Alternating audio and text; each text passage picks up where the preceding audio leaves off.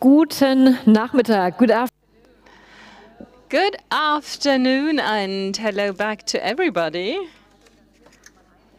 It's great you've been able to make it again to our final conclusion session of our 2.5-day Thinkers Campus.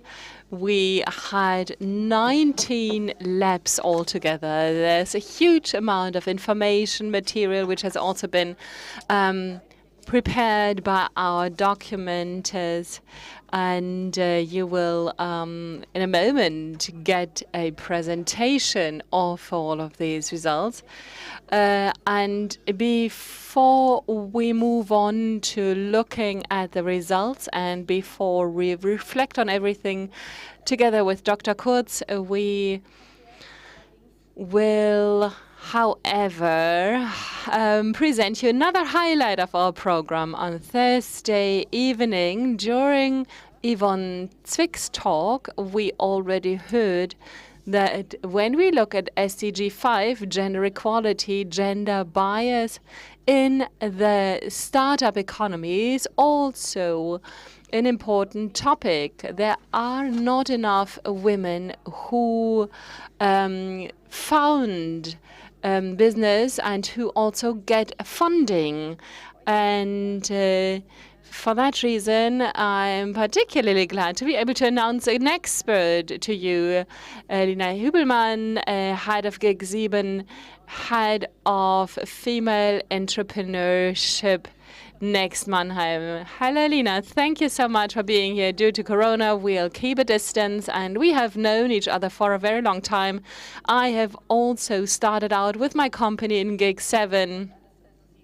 You did a great job in supporting me. Now, when you look at the UTC, why do you think it's so important to also look at startups under the gender lens?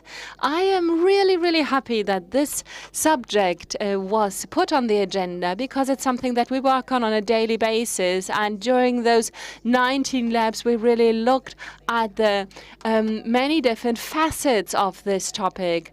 Now, superficially speaking, one might say everybody says, yeah, gender equality is great, but then you look at the indicators and the measures that have to be taken, and this is so complicated, and I think this format is perfect at revealing how difficult it is, and it's also part of our job looking at the complexity of this subject in the founders, among the founders, and we will also take a look at the female founders map. But let's start out with the figures. You already said that indicators are needed, and that's also true for the Urban Thinkers Campus. We need indicators, and we also need to measure things by indicators. You are in charge of the Female Competence Center in Mannheim, and when I founded my company in 2015, I said, well, things are going upwards now, but it's now 2022, and we still only have 15% female founders. How is that possible? Well, that's a very legitimate question that we look at on a daily basis. There are so many different facets because it's deeply rooted in our culture, in the way we manage our economy, who takes decisions, who allocates resources, which industries are supported. The complex topic of gender equality in the startup industry becomes apparent in many different facets.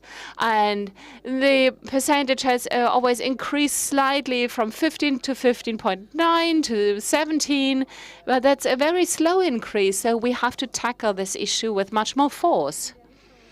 Well, yeah, of course, parity would be something that should be aspired to, and you already mentioned that in some areas there are even less startups. Can you see any trends? Where do you see lots of startups, or are there industries where we can say, well, these are the more popular industries where we see women founders? Well, yes, we often see that in our work, but we also see that in surveys that are conducted by the Female Founders Monitor Starbase. There are clearly industries where we see that more often. In Gig 7, for example, we see lots of services, very person-related health, the health business, but rather not the technological field. Then the free professions, education, trade, that is also something where people are very active. And these are very special industries because there's lots of B2C contact, lots of contact with the end customers, and there's a lot of impact that you can have on consumers' behavior, also when it comes to care, nursing. There are lots of things that can be changed here. And how we can design care. Education is also something that's very important to many founders in the Gig 7. When we look at the SDGs, whom do we impact? What is important for us? It's really an important subject. So these are industries where women are very active, but at the same time, we also see that these are industries where there's little support, little funding. These aren't sexy, profitable, unicorn, startup things, but it's you know, and sometimes it can be scaled up, but it's more difficult to do that, and that's another reason why this gap still amounts to just 15 and not even 25 or 35%. Well, that's also what Ms. Zwick said on Thursday evening. This morning, you looked at, you told me that you looked at the talk, you watched the talk this morning, and we have put all of these streams onto our websites. And regarding unicorns, as Ms. Zwick mentioned, in the German startup landscape, people mostly pay attention to those startups which grow very quickly, exponential growth, scalability, but that don't put too much emphasis on sustainability. And you mentioned before that women have a more sustainable approach to founding companies. Can you explain that in more detail? Well, yes, it's clearly so. I can't speak on behalf of all the women, but, you know, we have one consulting. We have a house full of female entrepreneurs with their companies there. We've got lots of community events, and the topic that is really important is purpose startups, to have a startup that improves the world, that has an impact, that changes social problems. That's an important wish for most of the female founders that come to seek our advice. It's rarely the case that they say, "Oh, I've discovered a market niche and I want to make profit on it." I mean, I'm not critical of that. It's okay, of course, but we mostly see women who are very sustainable and who really want to improve something. And they also often say, "I want to set up a company that will persist. I don't want to grow too quickly, but I do want to grow. I want to have a sustainable approach with the resource." And when it comes to sustainability and founders, I think it's really important to say that if we invest more into women, then we intuitively trigger sustainability in all kinds of different areas, because this is such a relevant topic that motivates founders. And another thing I'm convinced of is that the solutions and the ideas we haven't heard of yet are the solutions we need. So if we look at the startup scene and we say we have 15% female founders, in the tech field, it's much less than that even. This is where new and innovative solutions for markets are created. And if we don't listen to them, and if we deny a large target group access through many things, unconscious bias, who gets invited, etc., then we will not hear of these solutions. And that's an important point that I see very closely interrelated when it comes to founding. Well, I think it has already become apparent this morning. Maybe you've also heard the keynote speech by Professor Kehl this morning, where she talked about what we can learn from history and what we can also be. And she mentioned that in the history of people, there have already been sustainable business models, and this is also going to be the case in the future. Conjoint economy, not just profit thinking. Yes, the joint, the common good. Let's bring the focus back on Mannheim. We have already talked a lot about the Equality Action Plan of the city of Mannheim. You also participated in it together with your colleague Becker Wolf in the areas supporting founders 4 and 6. These are fields 4 and 6, female founders and digital competencies. So could you tell me what your conclusion is? Well, we're very happy to participate. It's a really important initiative, and the teams were composed of experts from different areas, the economy, science, politics, and that's needed when it comes to driving equality. And the second point that comes to mind is that we had those different areas and many different subtopics, and we've seen that for all of these issues there are solutions, there are levers we can pull, there are initiatives we can drive, and this is really something that became very apparent in our work. Yes, take a look at it. It's a great catalog that was created, and actually it's more than an action plan. And I think our head of our Commissioner for Gender Equality, Ms. Dalami, is also going to talk about this gender equality plan. So it's a little tip if you have nothing else to read for the weekend, just take a look at it. You're also head of the area female entrepreneurship for Next Mannheim. Those of you who don't know our ecosystem yet, it's a cooperation between the 8 founder centers in Mannheim, and the city participates in it, and you have defined female entrepreneurship strategically. Can you tell me what you do? Well, I'm very happy to answer that question. Female entrepreneurship in general describes all the activities revolving around women setting up business. And we know that there are different preconditions and that there are huge opportunities when you focus on women. And if we create a specific department for it, it means that we really want to show that we support founders. We need more founders in our ecosystem, and that's what we do, what we work towards. And one of our objectives is to strengthen female entrepreneurs in the ecosystem, but to also be aware of the complexity in the ecosystem. Where are the barriers? What is working against equality? What are levers we can pull? So it's basically a long-term strategic rooting of this topic, and this is what is needed to create long-term equality. Well, I think one thing that contributes to that is the fact that you do lots of PR,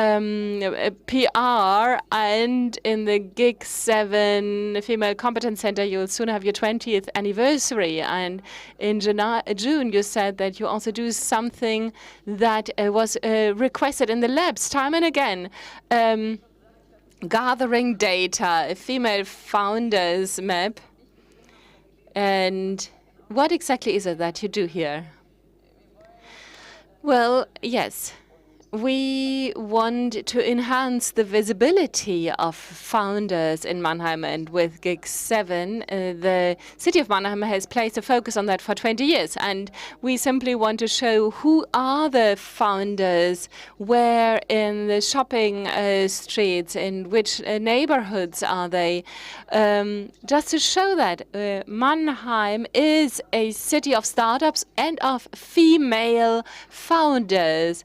and we are looking at all of them. It's a lot of fun to document all of this and to make them more visible. Well, I imagine that this should be the case. I'm really curious to see in which neighborhoods and in which industries we see all these fun startups. So that's an important initiative, I think. And let's talk about intersectionality. We have seen many people in the labs which do not come from Mannheim, who have come from far away, internationals. And time and again, you tell us that when founders come to Mannheim, they don't always all come from Mannheim in Germany. We have more and more founders with a migration background. And fortunately, the German Startup Association has also raised awareness for this topic. It's the first migrant founders map that was created this year, where we reflect on what options there are to support people with a migration background when they set up business. And there seems to be quite a bit to be done, left to be done. Or what do you think, Lena? Yes, clearly so.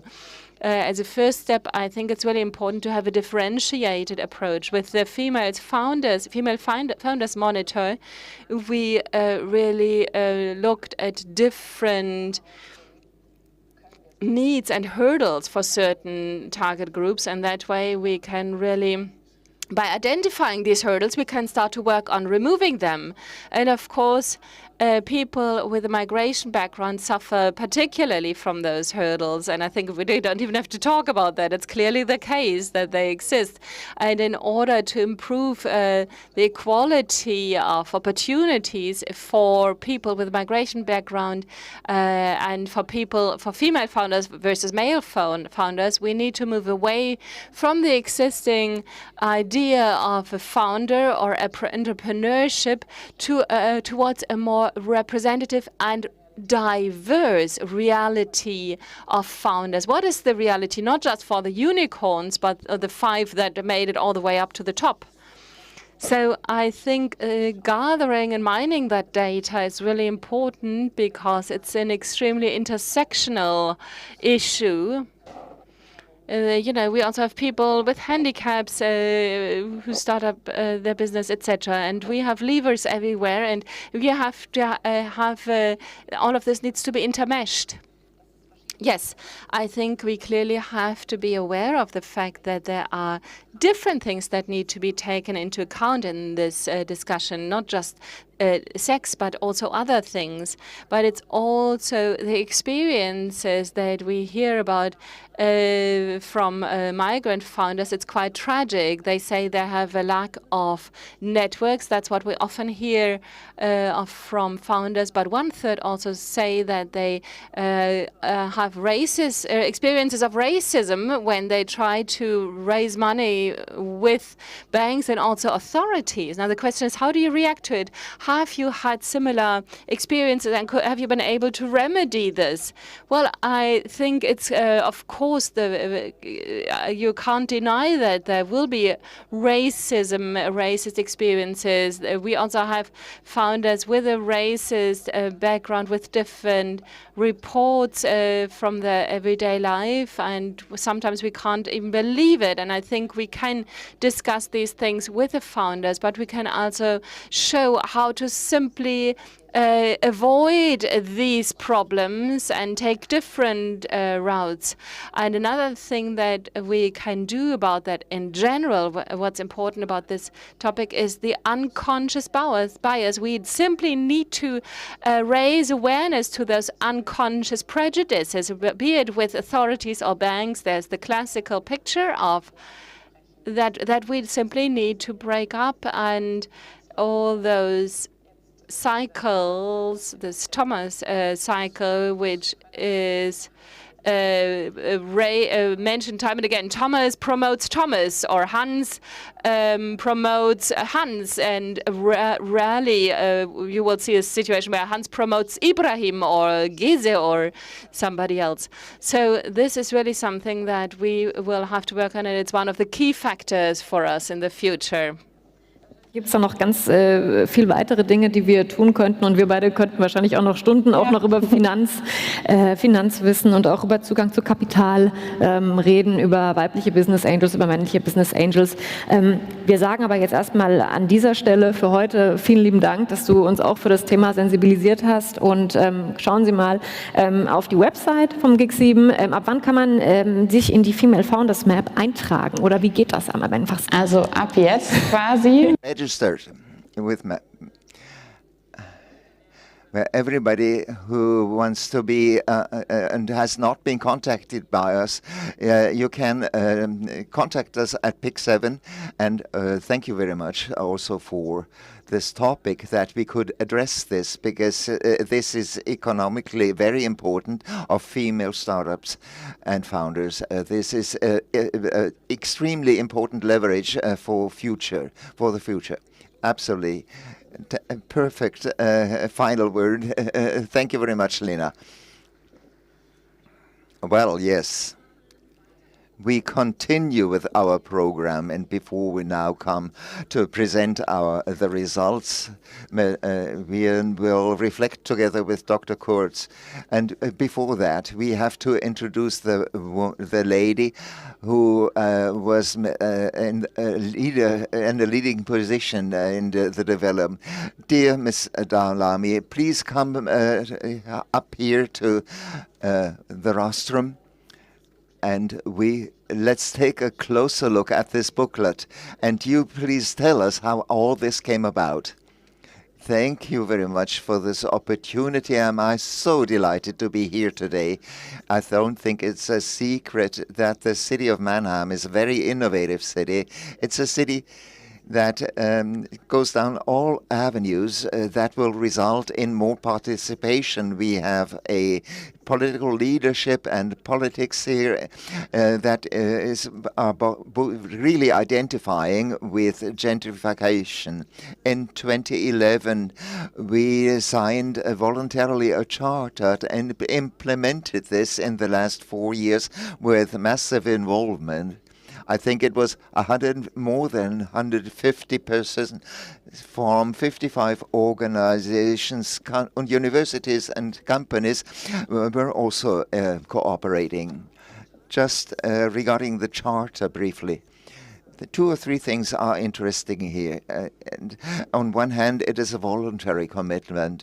So every city or district who do that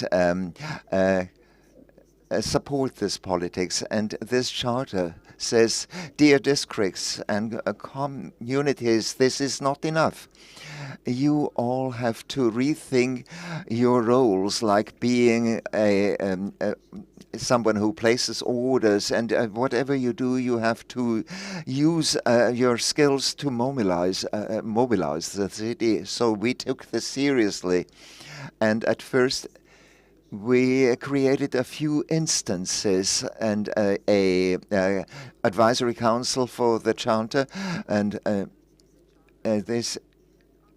we have an honorary chair for this for all the 25 members, and we also established expert teams, a second way to get involved. And we said, no matter what the topic is, we need players in the city who tell us how to do things, where the hitches are, what are the opportunities, the chances, and where are the challenges.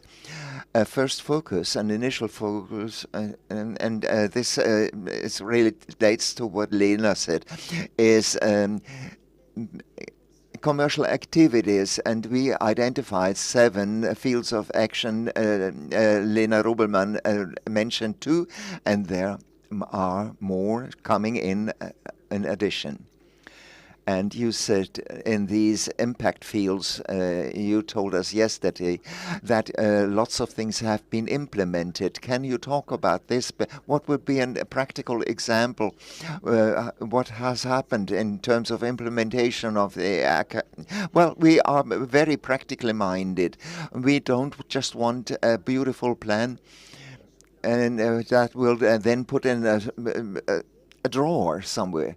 There we opted for the project format. we have expertise, so we have established an expert team for each field of action. And they were asked to develop 3 project ideas and to check them for their viability here in Mannheim. And they were to figure out funding. Where are potential cooperation partners? What's the target group? And this way we achieved to have an equity team that is a list of 22 projects in various fields of action. Another example, how can we achieve more equality politics in companies? This is not only a matter of quantitative growth of female supervisory board members, but at the same time we want to develop an equality politics. And another example, how do we manage for instance, victims of domestic violence or victims of human trafficking, how can we get them jobs on the first job market? We are also 92% of the contributions to Wikipedia are written by men, and this is interesting. Girls and women, we invite them to write Wikipedia contributions and articles there. What was interesting is we had a wide range of participation. With those 22 project ideas that would require 2.1 million euros, we have already been able to implement 30% if we have more than 700,000 euros that were used in various areas. And I would like to thank all our cooperation partners for this. Dear Ms. Fordelami, we thank you for providing a bit more information, and Wikipedia is a really interesting connection point.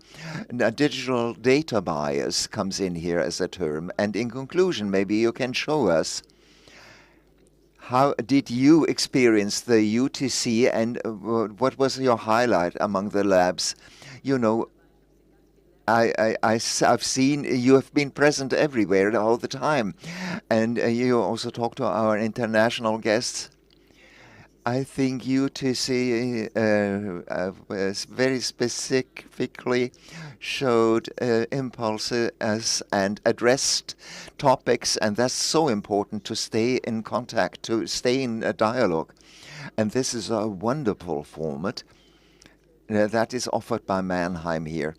And I think we managed to look at those 3 focal points, not just individually, but in a context.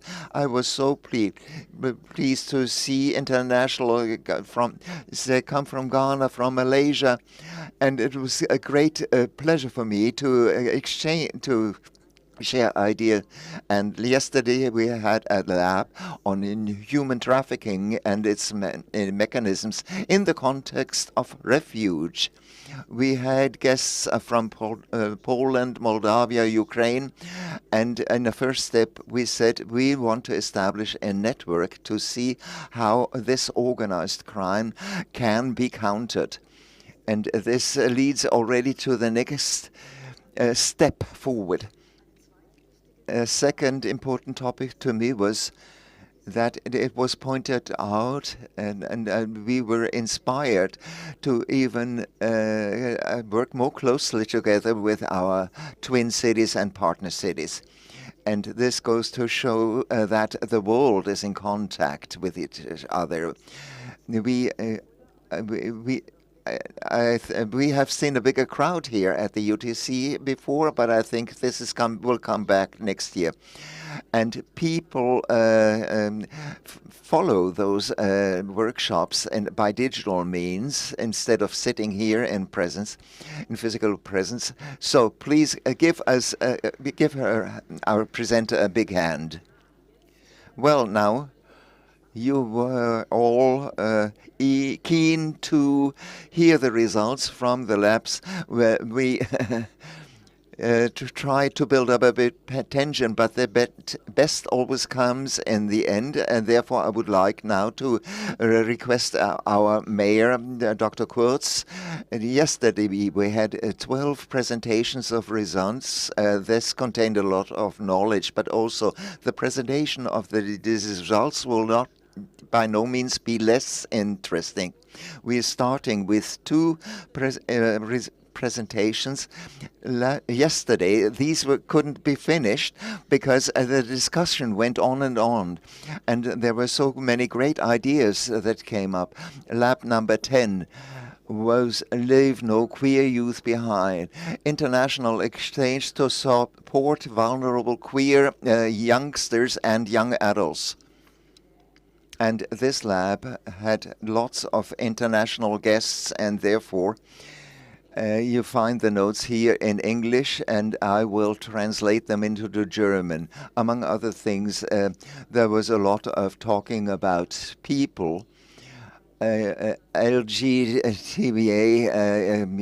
suffer severely from health problems because they are still marginalized, and they have depression, and suicide attempts were addressed.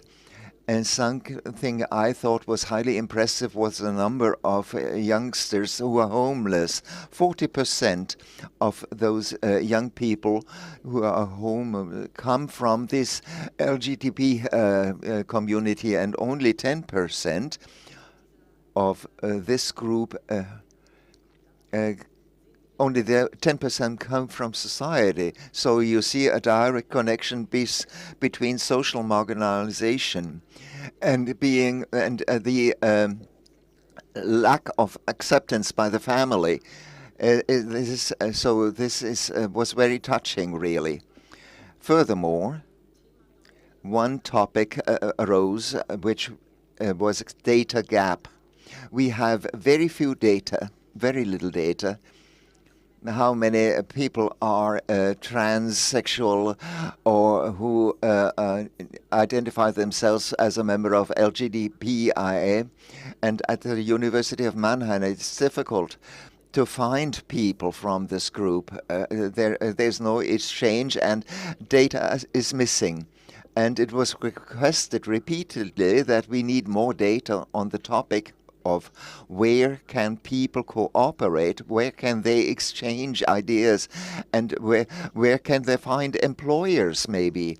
This to find tolerant employers who have a positive attitude to this group. And also another request was safe spaces.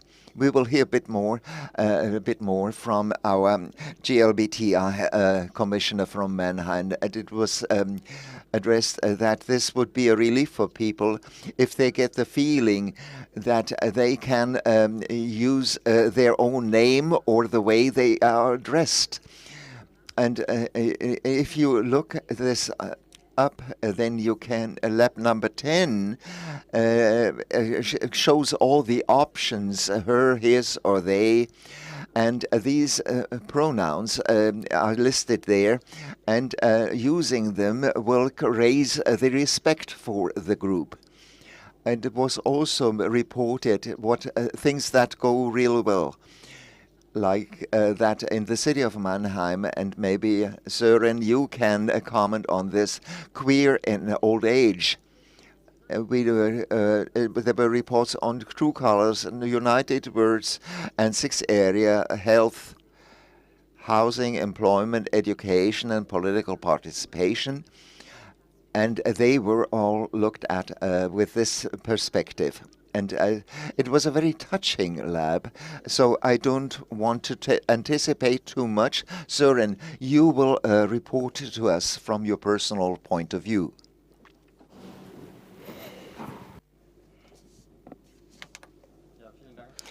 Well, thank you very much. You have already raised and mentioned really important points from our lab. I'm not going to repeat all of that right now, but The one thing you described in the beginning, especially those figures and homelessness, were really alarming. And I think it's important that we see whether we have data from Mannheim at all on this subject. This would certainly be a good idea. Now, the objective of creating safe spaces is really important, as you mentioned. But at the same time, it was quite depressing to understand that not even the UTC call, as the one we did, is a safe space for all of us. We had one participant from an Asian country where his identity is criminalized and he had to participate with a pseudonym and without a picture. All of that was also something that really showed to all those people who are committed to work in this field here and with us, who themselves have suffered discrimination already. But it has illustrated for them that things can be even much worse, and how important it is to be to show solidarity to those who are still getting discriminated against and who are still getting criminalized. So it's really important for the LGBTQA community to also support people in other countries.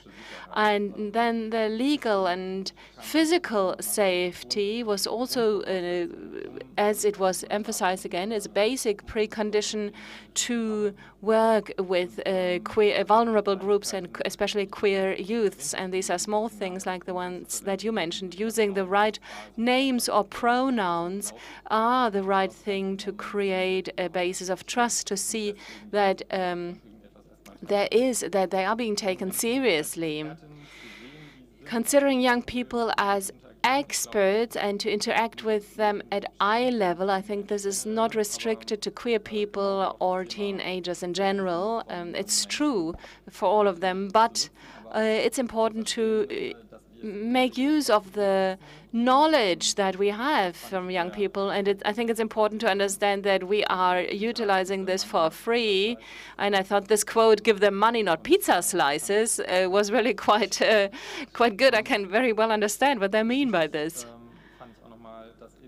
And another thing that I found important is that in many structures, and we noticed that in the corona pandemic, the mentality is very heteronormative also in administrative structures.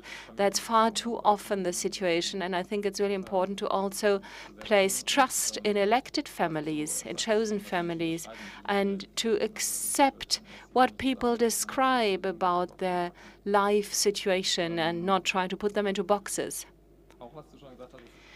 And another thing that was mentioned, data, research, and statistics. It's important to know what the situation is like. And another topic I've noted down is structural deficits, especially when it comes to mental health, especially in Mannheim. There seems to be quite a lot of need here, and that's something that we as administration might not have direct access to, but it's important to know this and to also see how this can be dealt with. And then this together statement you mentioned, that's a tool where across administrative levels and for many players, it might be a good idea to see what many committed players and experts from the global context have written down. Mr. Kurz often makes quotes about a city being safe for those under 8 and over 18, that for many it's a safe city. And in the lab it was mentioned again that when a city is safe for queer adolescents, it will probably be a good place for most people. And for that reason, the conclusion is listen, listen, and learn from those people who know more than we do. Well, yes, listening is a very good keyword, engaging in dialogue. Thank you so much, Sören Landmark, for your statements. And as you mentioned before, our Lord Mayor has also said things about this, and we will hear more about that. But before that, we want to take a look at the results of the other labs. Here we will have a summary of Lab 11 and Lab 19, because in both labs we discussed about the implementation of the European Charter for Equal Rights of Men and Women, women and men, and how this is implemented on a local level. Now, the Urban Thinkers Campus this year was very nice because we had lots of city councillors that participated, and they exchanged views and opinions on what kind of preconditions we have. We mentioned resources. There's the action plan that was put on the website since February 2022 with 150 cities and 9 districts that also signed it. And as Ms. Dalami mentioned, there's a lot of progress that's being made. And once again, the request was made to be in a dialogue, as Sören also mentioned, exchange. Administration also needs players to utilize a better type of communication. Lab 1, we already talked about administrative communication, how things can get more diverse and just. Another thing that's really nice is the idea of male allies, that male people can also be considered as allies in this endeavor. And as you might have noticed, the University of Mannheim has also opted for a man as the commissioner for gender equality, Dr. Fetzer. So this is also a progressive sign. The city of Vienna has also talked about best practice in this field. There's more going on then. That this should also be the case in other cities, and I selected a quote by Professor Sylvia Schraut. I quote, "You can hardly avoid the gender equality policy in Vienna." And that is something that many cities in Germany are still fighting for. So it's always worthwhile to visit Vienna, but that might be also a thing to keep in mind here. So these were the results of Lab 11. And let's move on. There was another lab which was very closely connected to what we heard before, Lab 2. The city councillors who discussed also with other experts about the implementation of gender equality policy in the work and supervisory boards. And as we heard from Yvonne Zwick, and we also read it in the report of the Albright Foundation, and as we also heard now, time and again, we hear how supervisory boards are divided in terms of men and women, and that we are clearly underrepresented in terms of supervisory boards. In Germany, it's 36%. In the Mannheim City Council, it's 42% women. That's a little better. And we heard a lot. Lena Kamrad said that it's really important to also include the topic of mothers when it comes to supervision. Where can I breastfeed when I'm in a meeting? Can I also participate in a digital mode? To what extent is it also user-friendly in this sense? And Ms. Kerber also participated in this, and most people said there should be more quotas in the economy, but also in other authorities, and they also demanded that there should be target agreements. And one idea was that the topic of maternal leave should also be part of legislation. When woman accepts a post on a supervisory board, this is also being discussed for other female board members. So in general, the framework conditions should improve. And once again, payment, the topic of payment was raised. And as I mentioned, often there's no payment if you accept a post in an advisory board or a supervisory board. So this means that people have to be able to afford this. Best practices, Sweden, of course. Here they do a lot in terms of child care. And there's also this project called Getting Equal. Mr. Lamy stole it from me. I've got it on my leaflet here, but she helped approve it. But in our action plan, this project, Getting Even, is also included. It's about the implementation of a network where members of supervisory boards can enter into a dialogue. Now let's move on from the supervisory board members. We move on to landscape dimensions of gender-adapted open spaces. So this is clearly also something that needs to be discussed about, and often we don't even see where there are things that need to be changed if they aren't permanently described and also scolded. So in many urban spaces, men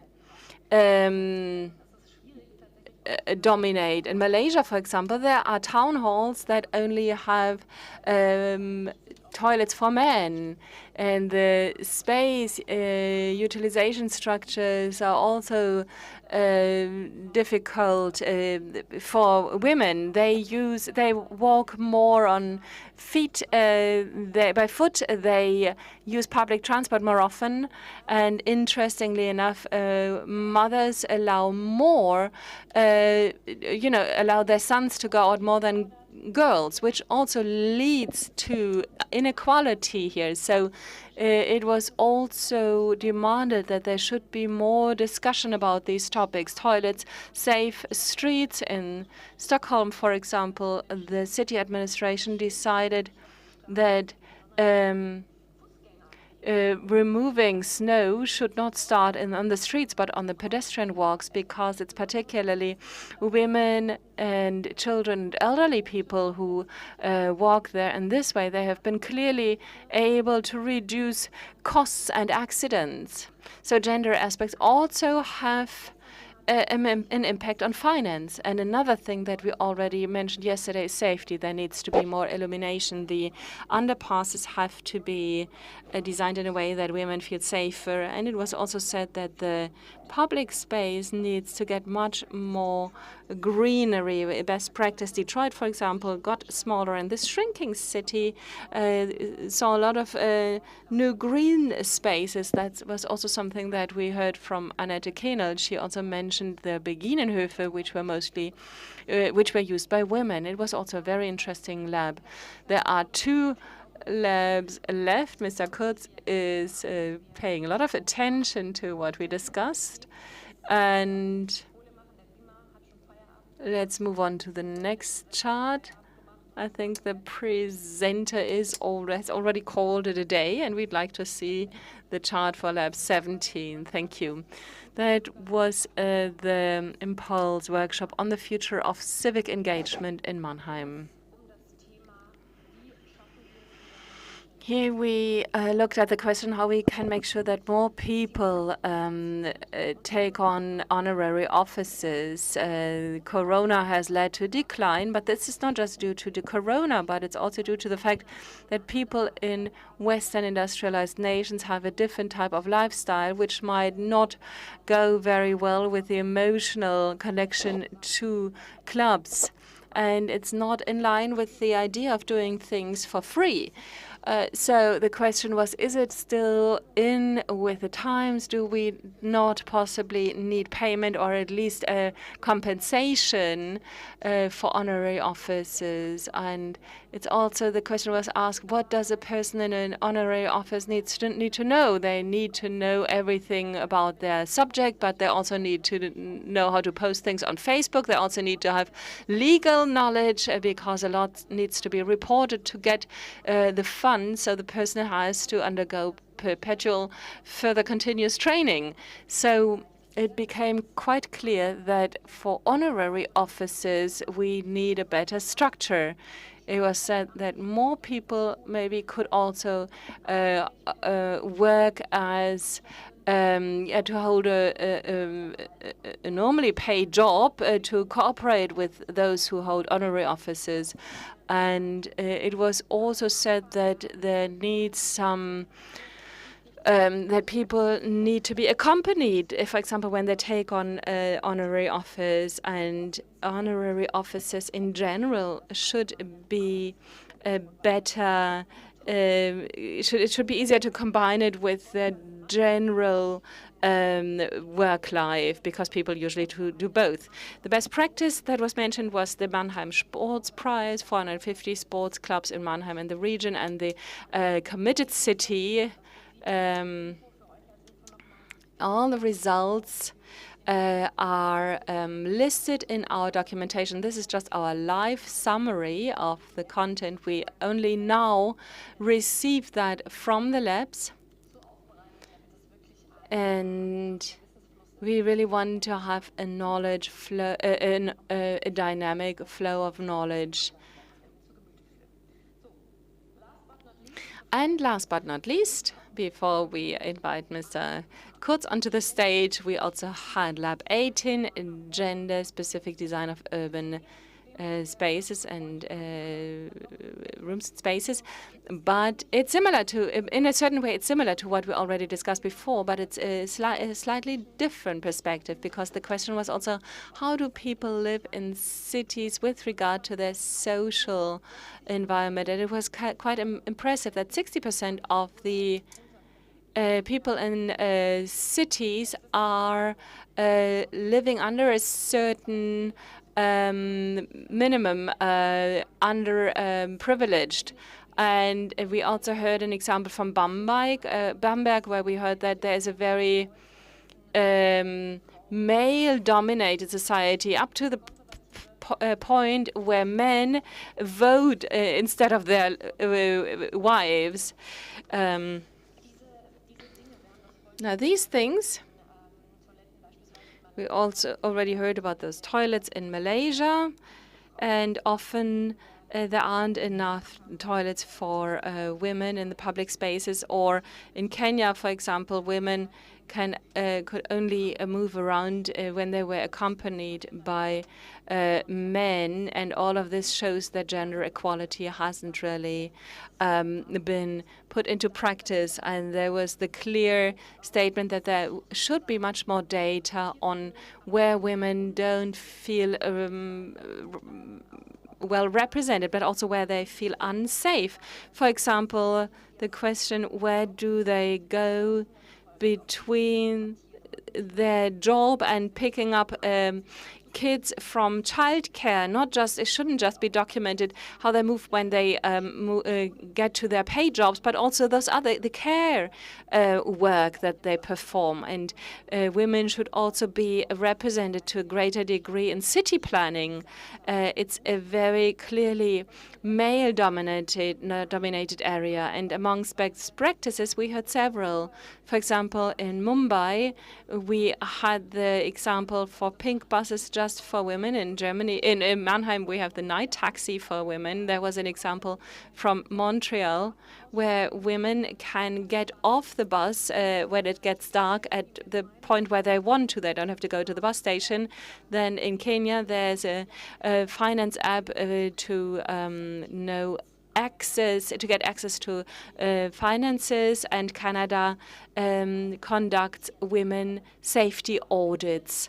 And this is something that we can reflect on, and reflection, that's the right transition to your part, Mr. Kurz. We've heard lots of results, and I'd like to invite you to take the floor. Thank you.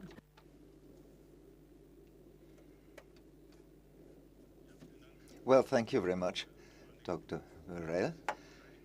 And also, I would like to thank everybody who was involved in organizing these 3 days. And we have heard only a brief summary. This was only a minor part of the labs. It's quite impressive, but it's too much to go into detail commenting this. But there were major trends that became visible, and maybe we can go into more detail here. What's important to me and what I would like to point out in this UTC really had so many offers of debate as never before, and the 8th one was also the most extensive one. And it's going to be a lot of work to actually report and gather all these impulses. And so it is a bit more about a cooperation between the public administration and the civic society on the other side. So, of course, a UTC may give rise to impetus that is not just waiting for the administration to address this and implement this. This may also have an impact on the civic society. So this is a contribution as such, a proper contribution. And yesterday we had the international workshops, and for us we received a very important input, and we got an impetus with regard to international partnerships to be concluded and to share views with those partners. And this is a benefit really for our daily work. That was a very important dimension that this UTC. And this has been accepted in a very successful way.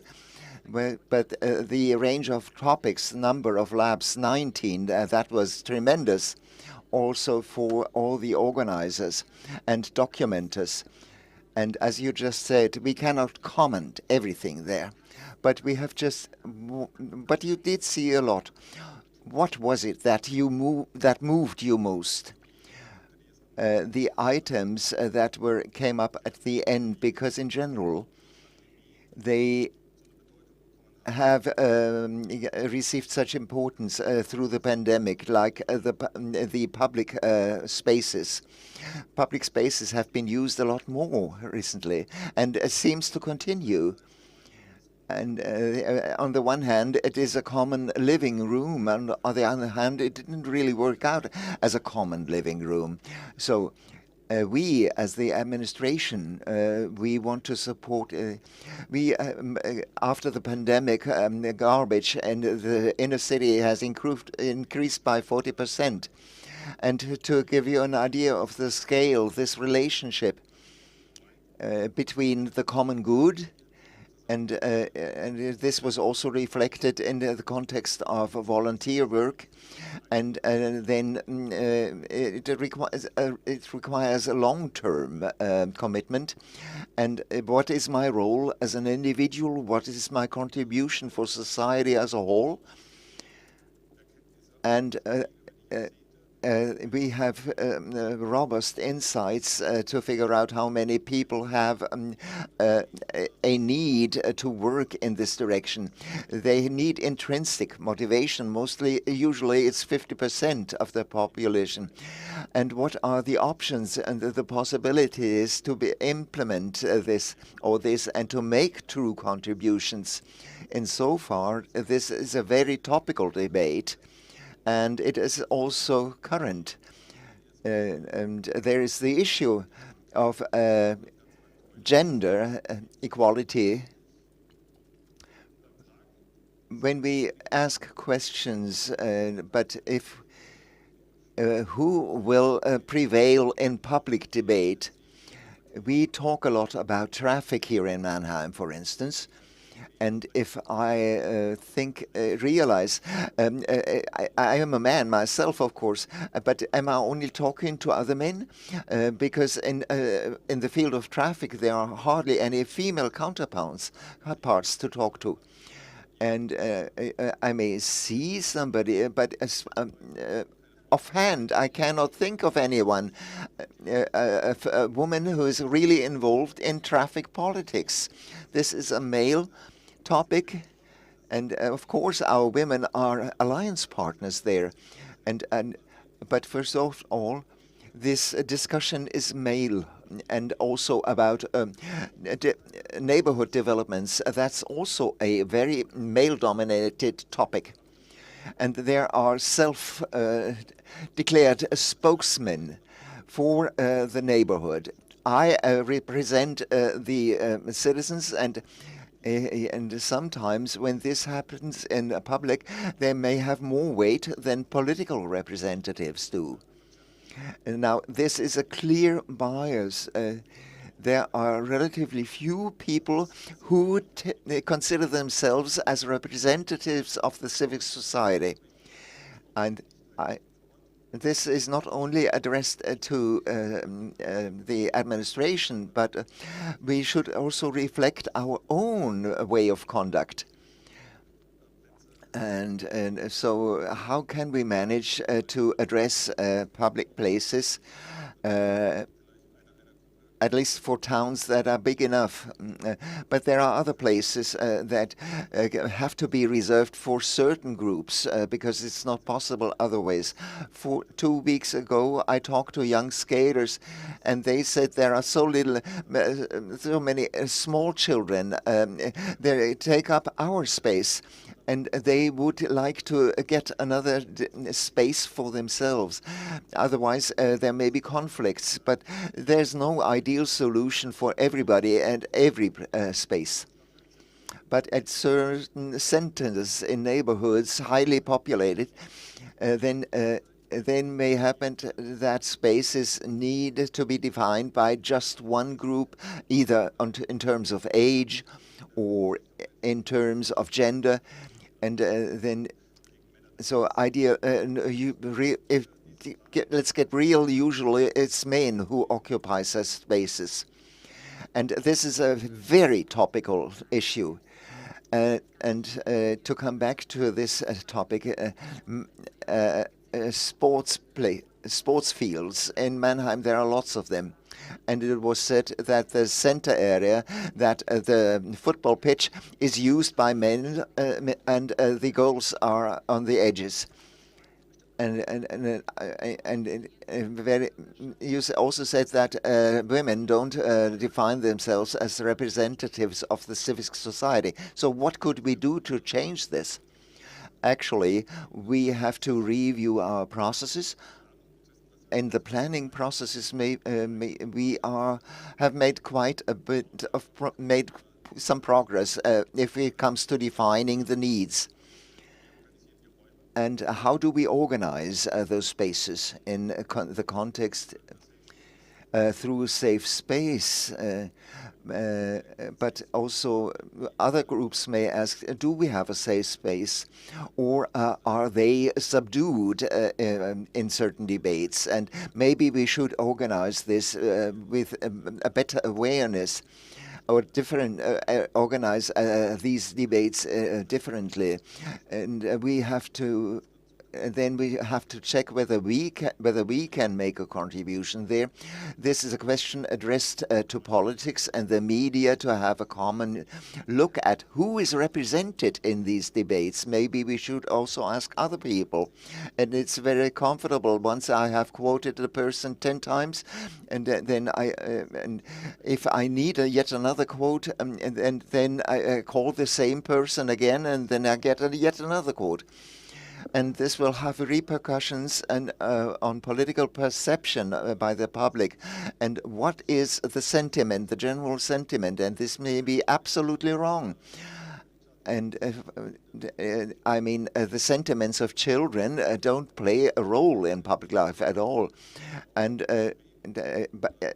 on the other hand, their impact on the administration is really important, and we try to do this, but maybe it's only point by point and not in general.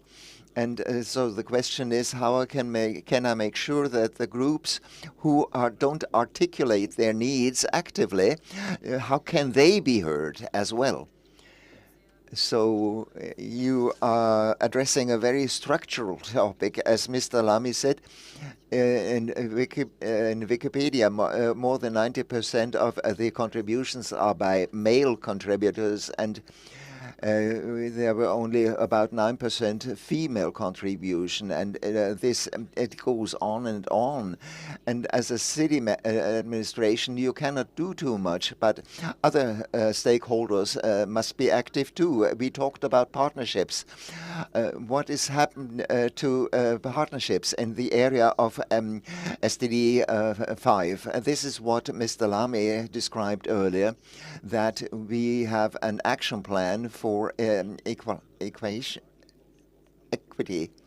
And we transfer and translate this to other dimensions like Green Deal as a framework that has a common target, but where specific projects that are being carried out in a partnership that are not just simple administrative projects, but they go beyond that, and that they are implemented by third parties. And from my view, this became clear when it comes to civic engagement. And this may be not as dramatic in terms of female contribution, but it is reflected in the cooperation between citizens and the state, the classical division. And I think this is a matter of the past for the that we only respond before we taking action. All the time. We wait till somebody requests something and then we take action. And we should understand as administrators that we have to find define our tasks ourselves. And there's this expectation on the part of civic society that we as public authorities and the state and these are new concepts that would have been heavily restricted several years ago. But this has changed now. The expectation is different, particularly from that if the civic sector cannot provide services that they used to provide, but now we need a different way of organizing the provision of those services. And sometimes we also have to cooperate more in the provision of those services. And in the end, what this means, this is an extension, actually, of the public sector. Of course, then financial issues come in. And this always is in the mind when it comes to UCC. It's always an extension of the public administration sector. And as regards society as a whole, this is not very popular. We all keep talking about no new debt, and on the other hand, there's an increase in state tasks to be accomplished. So the expectation is that they should provide services themselves, or increasingly so in cooperation with third parties. Also, this requires resources and new skills. And then there's the issue of continued training for the public sector, because we do need new skills that we have to use. In this dimension, maybe you would have addressed it anyway, but the requirements as regards, let me put it this way, empathy and perception of different situations in life. This is also a requirement that we have to meet, and I think this became clear in various labs. And of course, this is a major requirement organizations are faced with. We have to change our lines of thinking. We have to understand the change that's happening, and people applying for services, expecting support, and who come to the city as a cooperation pattern, and then as partner, and then all those patterns come in. If it's positive for me, then I will react in a positive way. If it's not positive for me, then I will ignore it. So we need to work on those behavioral patterns, and this is a major cultural effort that's required. And this is not only true for administration, it's true for our society at large. And there are requirements that keep being addressed not only in administrations, but also if it's about societal progress, acceptance of diversity and stuff like that. So people find themselves in an underprivileged situation, in a marginalized situation. So we are, all the players seem to be underprivileged in this respect. And if we are able actually to keep up the dialogue, then this is something that is very challenging right now. And I don't think there's just one side in society responsible for that. And we are lagging behind here. We have lost so much in this field. And then the major issues of justice come up. We have to solve our problems. And if it is to continue that women don't do any embark on any engineering studies, then this is not just a problem of equality. It is a conceptual problem that maybe we should have other study courses offered, technical studies offered.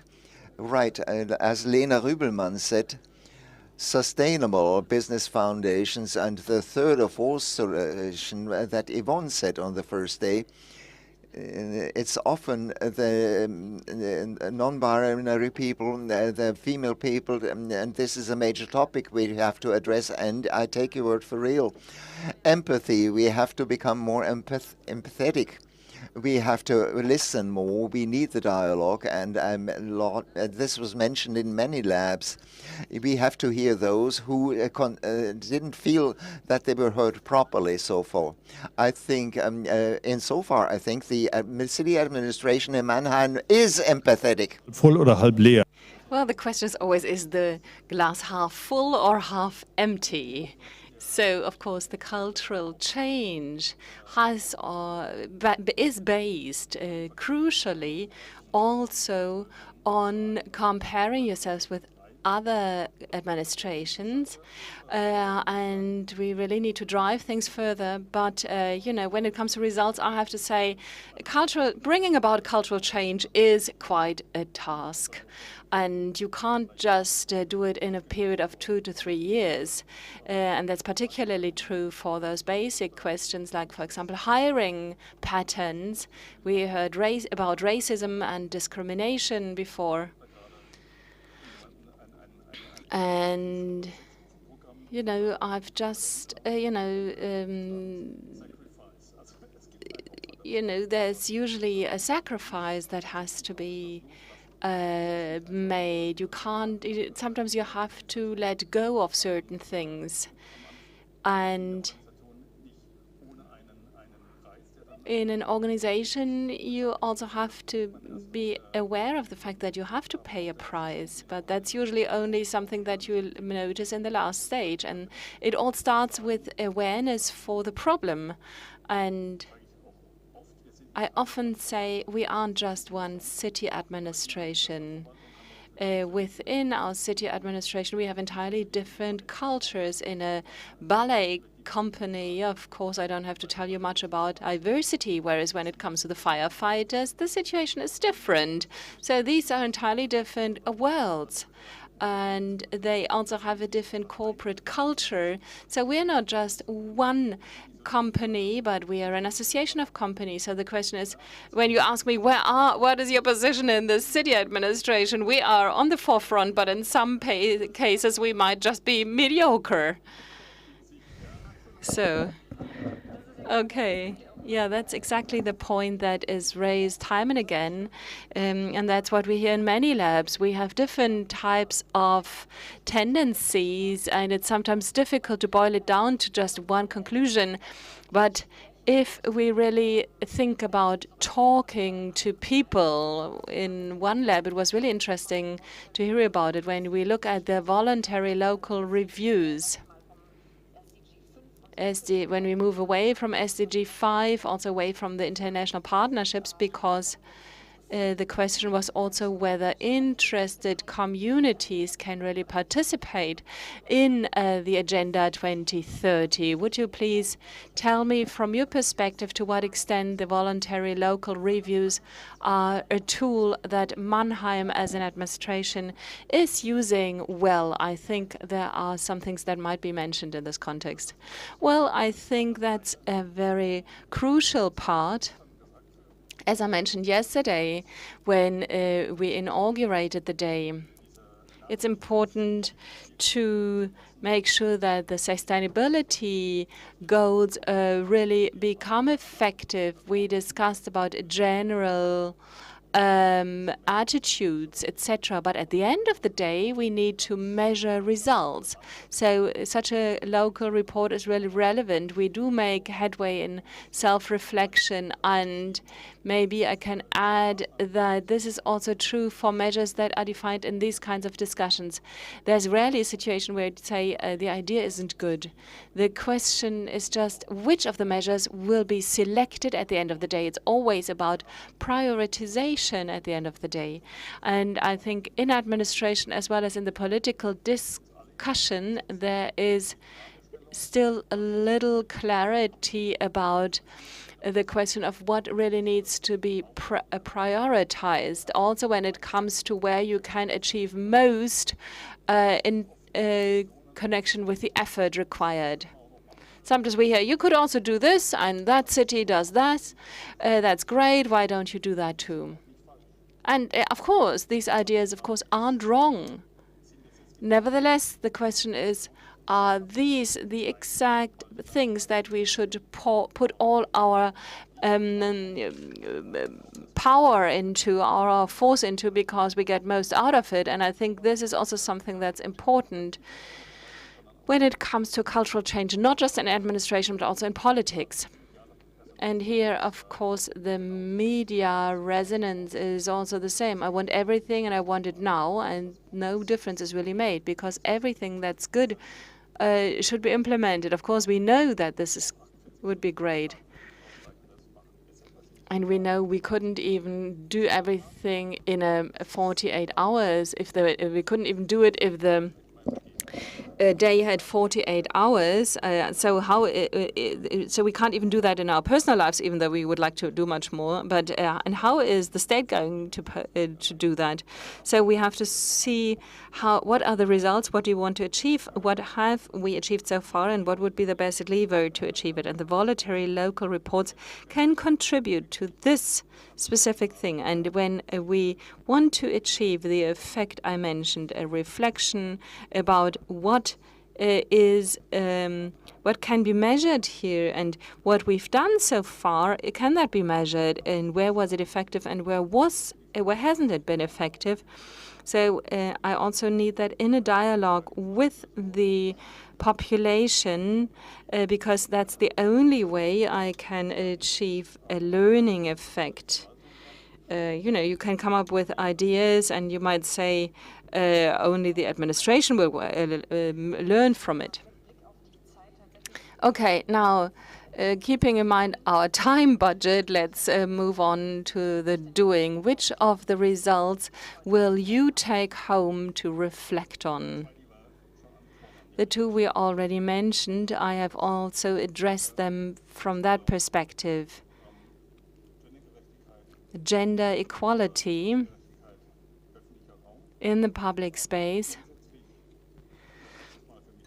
is something that, to put it in simple terms, for myself, I would say empathy for the different players in the city society, in the municipal society. They need to be perceived, and we need to react to their wishes. And there were some points where I'd say that's really interesting. Those facts are interesting. We have to check this.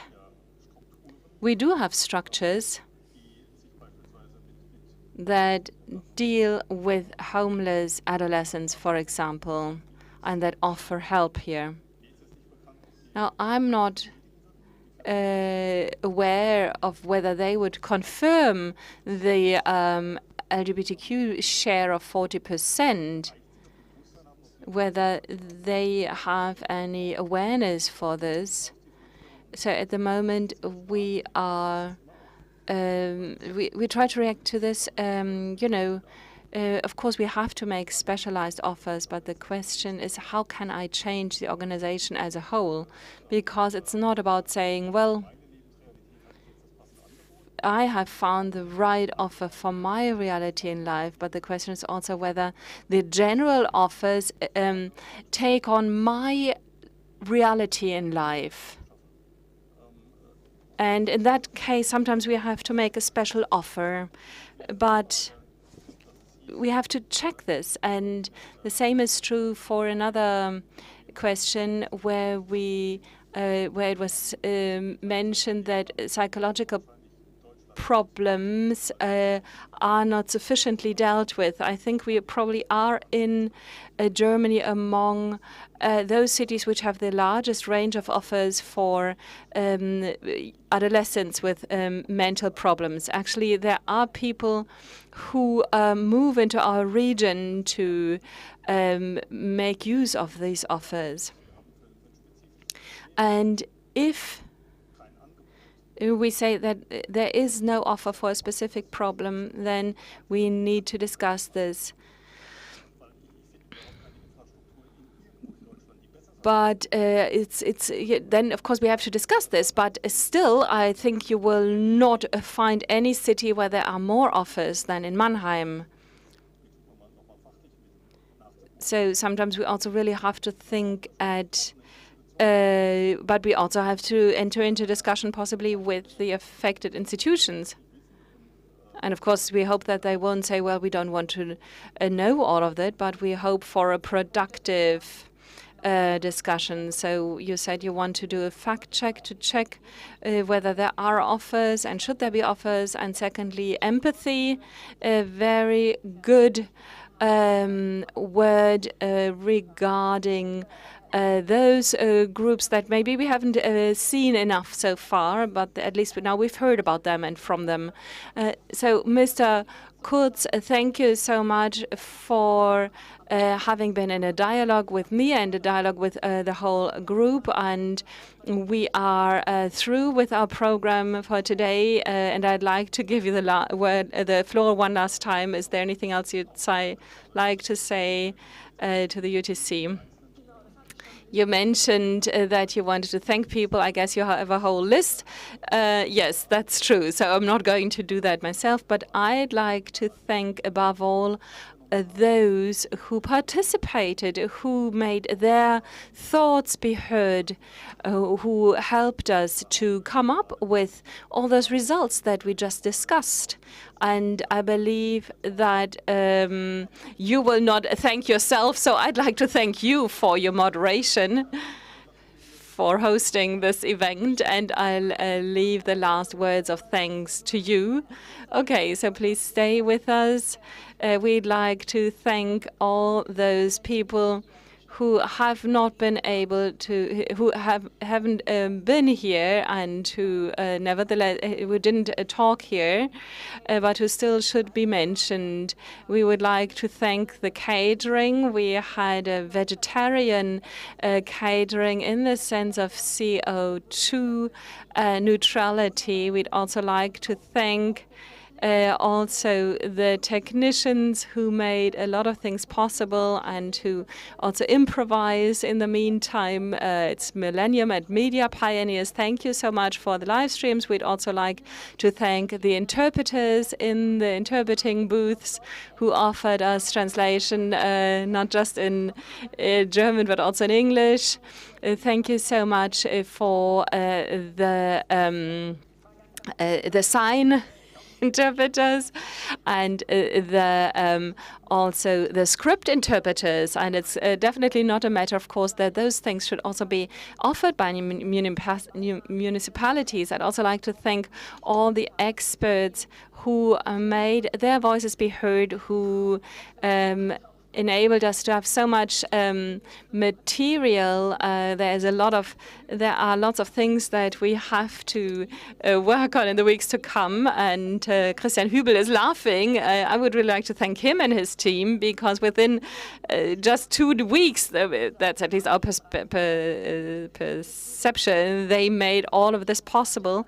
And they also had the courage of really addressing this important topic of gender. I'm very proud that Mannheim made this possible. I'd like to thank Christian Hübel, Sandra Bremer, Katharina Wepau, and several others, as well as the whole social media and photography team.